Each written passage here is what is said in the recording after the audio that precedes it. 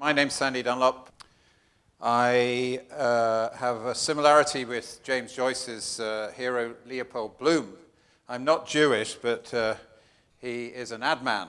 And being an ad man in this kind of gathering, you feel like you're somewhere between Darth Vader and Balor of the Evil Eye, because you are the problem. Or you sometimes feel like you are. What I do is I work with mainly brands that are clean about 25% of the houses around the world, and I kind of think it is worth doing because we're kind of reframing how the women are portrayed in these advertising, from kind of passive princesses waiting for men to rescue them to the kind of woman that you'll see in Disney's films Frozen, that's far more autonomous.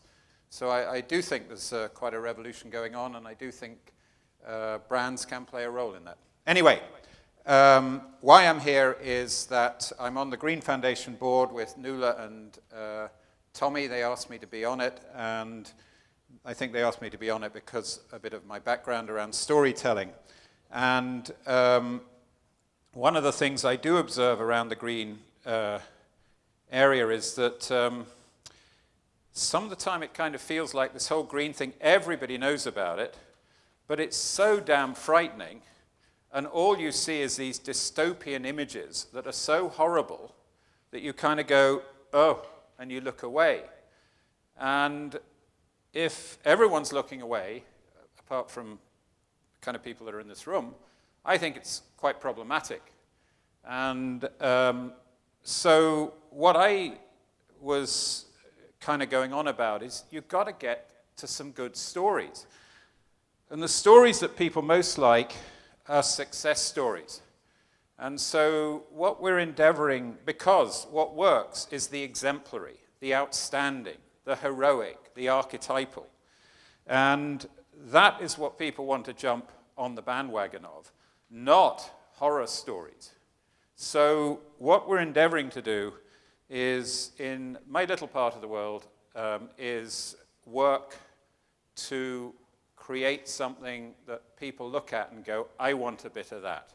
Now, we're not the only people doing it, but within my remit or area, that's what we tried to pull out of the climate gathering, which is an excellent initiative that Eamon played a role in, and I played a role in facilitating. So I'm going to tell you a bit about what's essentially a work in progress. We're by no means there. We were very inspired by something we heard that is a success on the Aran Islands, where they've retrofitted all their houses and now have totally sustainable energy generation on the island, and a whiskey plant. Sounds great as well. So we do have an exemplary, something to look at and say, yes, we can do it too, albeit that it would be in an urban environment. What I do want to do is just for a second talk a little bit about the kind of politics. And there's an area that I'm very interested in, which is mythology and storytelling. And in this country, or this country rather, has an absolutely unique body of literature. It is more extensive than any other part of the Western world, and it's available. And it's the Irish myth, legend tradition. Hardly anyone seems to look at it, which is a huge pity, because it contains within it a worldview, a way of thinking that's quite different from the hierarchical Greco-Roman logical, it all ends up in Brussels thinking. And the guy who is the great political thinker, sorry, it's the other way, isn't it? Is a guy, the fear Bollocks. Have anyone heard of them? Yeah, well, these guys, they're the ordinary bagmen. They carry bags. They're humble working people, but they're actually brilliant political thinkers. They're the first great political thinker. And They're absolutely up there with Karl Marx and Edmund Burke and all those. Because their basic idea is push things down to the tribe. So it's all about political decentralization. And in terms of the unity, it's not some great hierarchy where some anonymous bureaucrat in Brussels who I don't know and don't like when I do see him is running my world in some way. It's push it down. What you do have then is cultural unity, but it's not consolidation. It's not the bosses. It's cultural unity provided by the bardic class. And so this is what the Bollocks' basic idea is. It's decentralized political thinking with self-organizing tribes, each with their special gift, and the idea of the sacred center, Ishnuk, Tara, and Awan Makkah. And this ideology is fundamentally different from the Greco-Roman, Christian, abstracted, ideological, hierarchical way of thinking. What I would say is it's worth looking at. It's very special, this unique way of thinking, which, by the way, the only other place you'll find it is out east, in India. Now, what we're trying to do is absolutely in this sentiment. Let us, in our own area, try and take control of our own destiny and make the changes that we need to make. So, we agree with the Bollock. And the other guy we agree with is a conservative philosopher called Roger Scruton, who's written a book on green philosophy.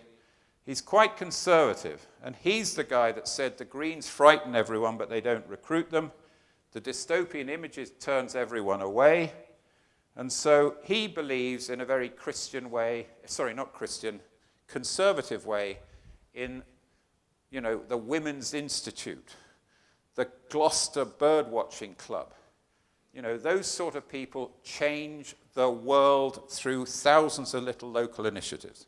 So we're in Terenure trying to do something in the spirit of the Bollock and Roger Scruton. By the way, I don't think anyone in Terenure knows this stuff, but they know what they're doing, but this is the thinking behind it. So my mate came, and the reason, I wanted actually a slight diversion, which is an illustration of how community-based initiatives, the natural unity and community basis of this country, in my view, is the sports club. It's celebrating the warrior archetype, the Cucullans of everywhere from Munster, Ireland playing Georgia, but also Rathdowney playing Camross, those horrible mountainy men that come down out of the mountains for a fiercely fought GAA game on some pitch in the middle of Ireland. That is who's celebrated. And it is a fight. It's the warrior spirit. It's the Cucullans who put their neck on the line on behalf of the community. Our particular community club was suffering badly. They were being thrashed week on week by St. Mary's Rugby Club. And this was painful, very painful, by 50 points on all levels. So my mate said, I've got to do something about it. And he went to the chairman and said, this is absolutely terrible. And the chairman said, well, get off your butt and do something. So he came up with this list of 28 projects and came to me. Now, I recalled a situation where the same thing happened in Irish tourism, where a brilliant guy called Noel Toolan came out of Guinness and did the same list for Irish tourism. And the big problem with that is nobody owned it. Nobody was going to do anything. So I said to him, you got your content right, these 28 projects are fantastic, your process is terrible. Tear that list up. We'll start again. And so what we did was we said the world is ending as you know it in Terenure, let's reinvent it. So what we did was we got you can hardly see them, but this is the good citizens of Terenure College Rugby Football Club. 120 people came to our call to action, our call to the adventure. And at that meeting, We borrowed the Celtic idea of round tables, where all the good and the great meet, and the whole symbolism of the round table is that all were alike at the breaking of bread. So it didn't matter if you were the arch alakadoo, the president of Terenure Rugby, or had just a blow-in from Barnhall last week. You had the same status at that table. And at the table, we generated 350 ideas. It turned into 20 projects, 70 volunteers. And when I added up, because I asked them to write down how much time they were willing to give, because typically with voluntarism, the people that have the talent don't always have the time, and the people that have the time don't always have the talent. So we did want Niall Hogan, who'd been the captain of Irish Rugby, to put his time down, but he could only give us an hour a month because he had a young family and a busy medical practice. But we wanted him for the 1 hour. He put that down. But when we added up how much time we had, it came to 10,000 hours of voluntarism. That is very significant. If you were to put a monetary valuation on that, and let's say we make it €12 an hour, now most of the people in Terenure earn a little bit more than that, but if it was €12 an hour, it would come to 1.2 million of man and woman time to transform the community. And that's what we've done in Terenure. I believe considerably more time in the rugby club has been given. So what's happened? 70 years of man-woman time over 10 years to transform our little club. Imagine if that was scaled around the country. Anyway, what has been the result? Oh, sorry, there's one other idea. The second time I threw in, borrowing from Carlsberg, isn't it? Probably the best community-based rugby club in the world. Discuss. And they're all sitting there thinking, us? Mary's 50, Terenure nil? You know, they didn't have a good self-image. But by the time they talked about that for about 10 minutes and reminded themselves about how brilliant they were and how we all loved each other and, you know, the time we won the cup 10 years ago, there was a feeling of love and admiration, and the identity took a jump. So it's caught on. You know, we now believe we are. I mean, who really cares? We care. We believe we are. If you want to have an argument with us, let's get debating. There's actually quite a lot of evidence that we are. So, in the world, we just announced it. We are the best in the world. We don't put it on our brochure, but privately. We're in the world. No, so what's the evidence? It's a bit like this guy who said he's the highest pub in Ireland. Damn great radio debate between some pub down in Killorglin and some pub in Dublin Mountains, and lots of publicity. So basically, that's what we've decided we are. So we've got a vision. What are the results? You can't see those tables, but basically what they say, 2013, having been promoted, played 18, won 18. This year, having gone up from the 3rd division to the 2nd division to the 1st division, we lost last night for the first time in 30 games against Lansdowne. A guy got a kick in the last minute, if you look in the papers. We lost our first game. We're still 4 points clear of the top division. So the results on the field are fantastic. And we also have raised $1 million to turn on the lights in Terenure, mainly because when you start to get things going, people want to help you. So we found some guy, which my mate, who's head of the American Ireland Fund, told us would happen. Kingsley Aitkins, he raised $350 million for Ireland from wealthy Americans. He said someone would give you money. True to form, along came a guy, had a lot of money, gave us $500,000. Was a loan, but it's halfway there. So, but the main thing that we've done is, some of the things we're really proud about is we have a special needs rugby. This is people with autism and those sort of things, Down syndrome, running around. And apparently it's just amazing the effect on these kids who obviously, you know, just have difficulties running around playing rugby. We have women's rugby. We have the 1971 British Lions came over. A fantastic weekend, 600 people in the Burlington. We have an entrepreneurs thing. We have a community-based choir. You know, just a lot of fantastic community things going on. So then the thing is, how could we then apply this to Terenure? and we used the same model. Same idea, 180 people turned up in Terenure, 12 project, 15,000 hours committed, 9 to 10 women's, so 9 to 10 man-years of time committed. What also happens is you get things going, people want to help you. So DCC, Dublin County Council, amazing. They have budgets for this, budgets for our farmers market, budgets for a flower show, budgets for that. Fantastic. So it's almost like start doing things and people come out and want to help you.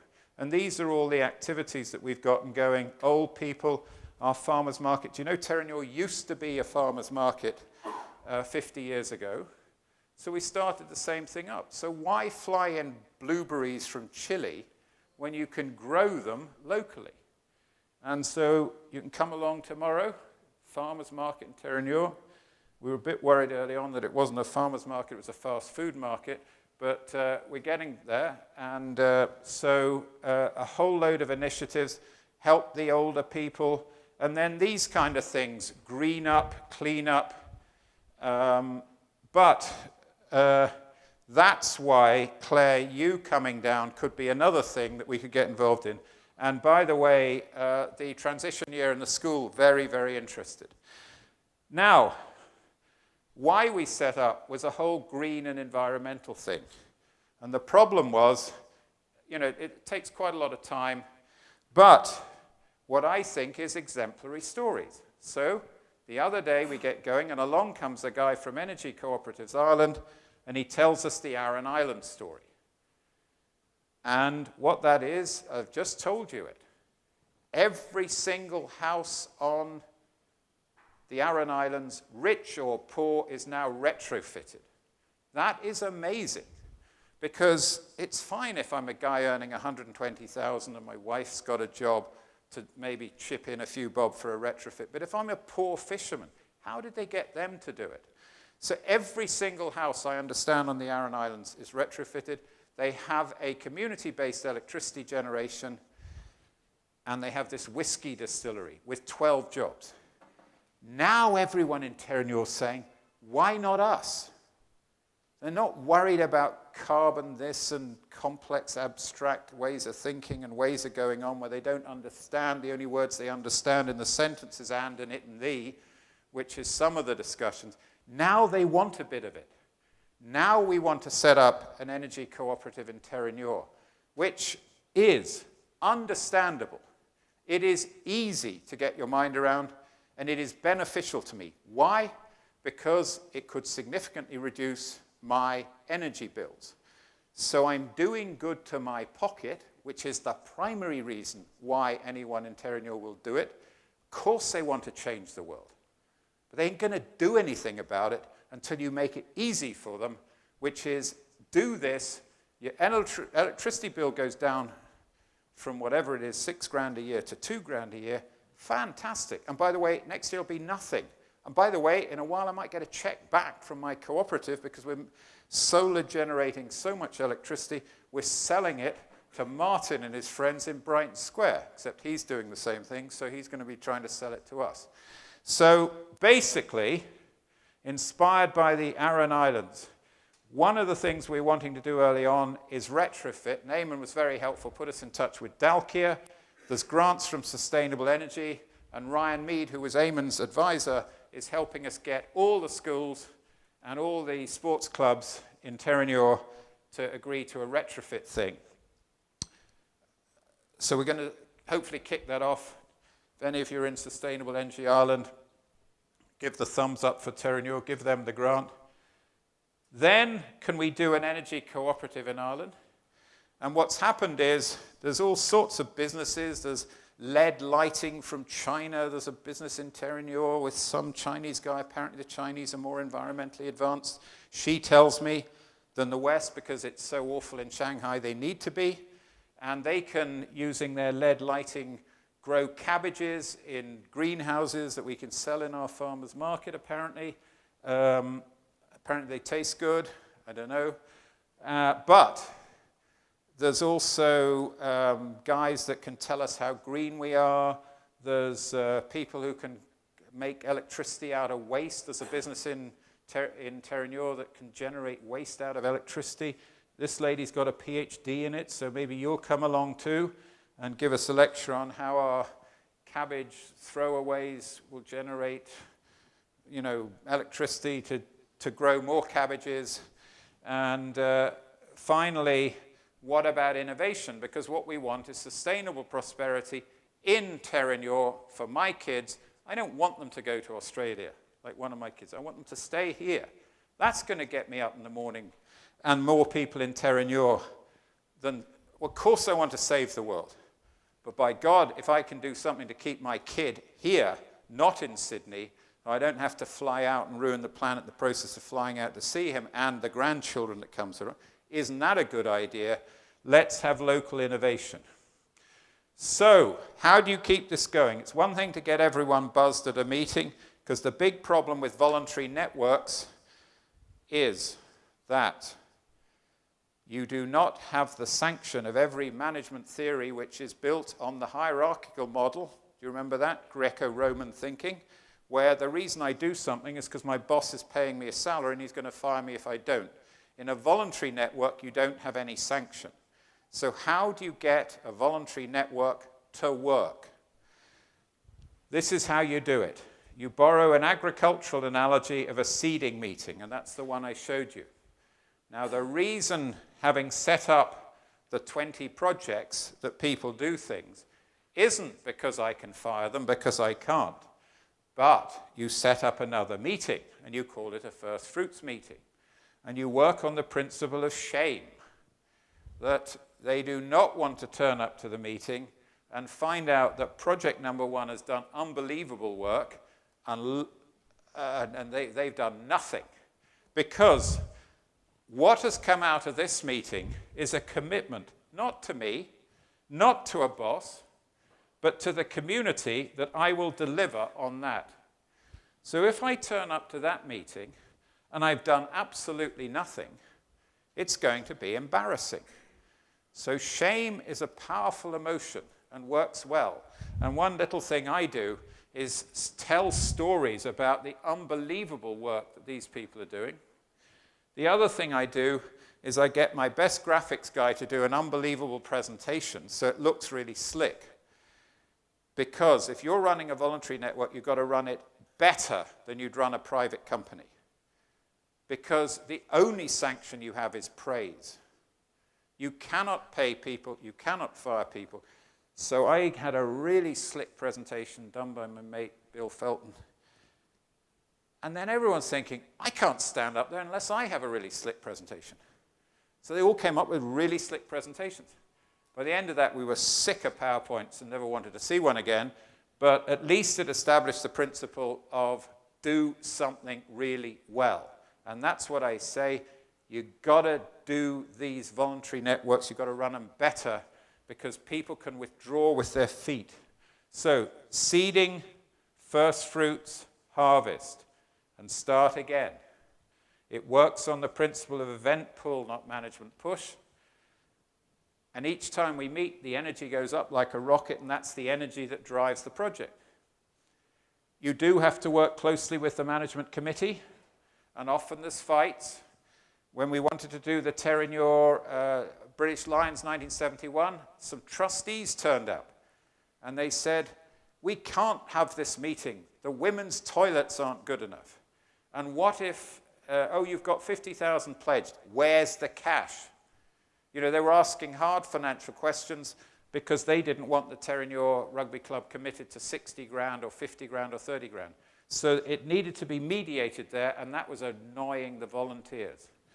So I had to kind of help mediate that. But that's the kind of thing that goes on. How does all this work? This is from behavior change. Make it understandable. Make it easy. Make it desirable. Make it rewarding, and then make it a habit. So there's some fantastic stuff in neuroscience and behavioral economics that's coming up with blinding glimpses of the obvious, like people feel before they think, and you can't change feelings with facts. So there's no point arguing with people about this green thing. It doesn't move them. So argument doesn't work as well. as moving their feelings. Now, how do you move their feelings? You move their feelings with a story, not an argument, which is why getting a good story is the best thing. That's why what John Gormley's doing could be fantastic. Tell a good story, then everyone's on the green bandwagon and doing something because you've made it easy for them to do, desirable and rewarding. So anyway, the fifth province is some of the thinking: decentralize, push everything down, get all the local things going. There's a fantastic body of thinking in medieval Irish archaic literature that is quite unique, quite hugely relevant to the modern circumstance. It's a different political, social, and cultural model. The kind of heroes in it are very different from warriors beating the brains out of each other. They're wonderful. The wisdom tradition of Cessa and Fintan, they're the first people that arrived in Ireland, the entrepreneurs, Partholon and Nemed, and the multi-skilled Savildanocs, Lugh and Dagda. And what is Ireland? When you look at the foundations of Ireland, mythically, Ireland are the people who come from somewhere else and then went to someone else. So right at the foundation of the Irish myth tradition is firstly a very different way of looking at the world, which is about political decentralization, get the tribe moving, get the provinces, get the tribes moving. Wonderful wisdom around kingship we can't go into here, but basically stimulating that Partholonian, they're the people that created sustainable businesses. Well, actually they didn't, because they cut down all the trees of Ireland. But today they'd be planting the trees of Ireland, because that's what they needed to do then. So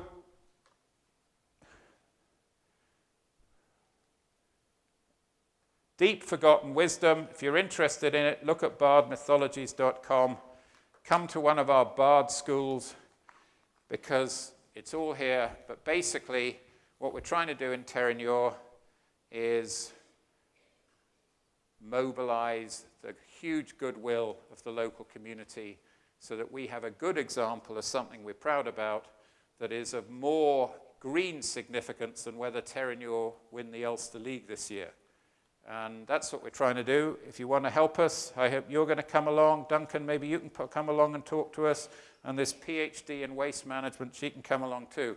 And anyone else who wants to come along to our farmers market, buy our Terenure-grown blueberries and muffins and all those, and coffee, and let's change the world by good examples locally. Thank you.